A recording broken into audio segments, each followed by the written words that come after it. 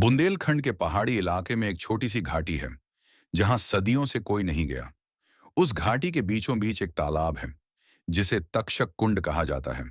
गांव वाले कहते हैं हर 21वें साल उस कुंड से एक आवाज उठती है, जो सुन ले वो वापस नहीं आता। आरव एक मिथोलॉजी रिसर्च स्कॉलर था। उसे हमेशा उन जगहों की तलाश रहती थी जो इतिहास की किताबों में सिर्फ पन्ने बनकर रह गई हैं, जिसमें लिखा था तक्षक कुंड की पूजा अधूरी है, नागिन अब भी प्रतीक्षा कर रही है। आरव ने तय किया, अब इतिहास सिर्फ पढ़ा नहीं जाएगा, खोजा जाएगा।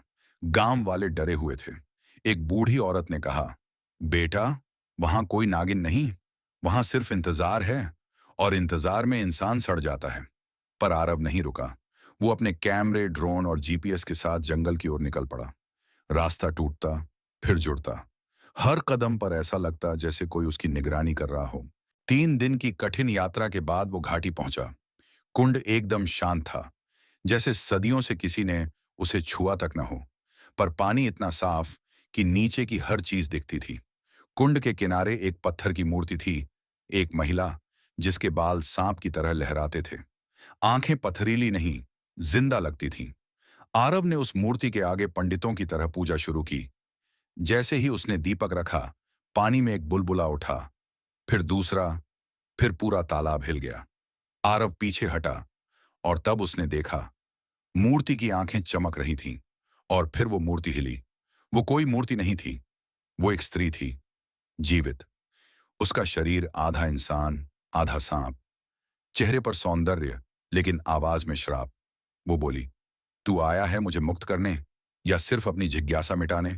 आरव कांपते हुए बोला, मैं बस सच्चाई जानना चाहता था।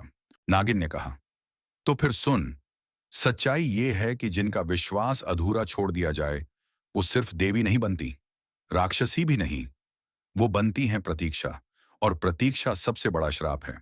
नागिन ने एक आखिरी बार कुंड की ओर देखा, फिर बोली, अगर तू वाकई सच्चाई का सेवक है, तो मेरी इस अधूरी पूजा को पूरा कर। आरव ने जैसे ही आखिरी मंत्र बोला, तालाब से उठती ऊर्जा ने सब कुछ ढंक लिया। आंखें बंद हुईं, और जब खोली, आरव अकेला था। पर अब कुंड शांत था। न मूर्ति थी, न नागिन, न कोई आवाज। गांव वापस लौटते वक्त बूढ़ी औरत मुस्कुराई और बोली, शायद अब कुंड फिर कभी नहीं बोलेगा, या शायद वो अब किसी और की प्रतीक्षा कर रहा हो।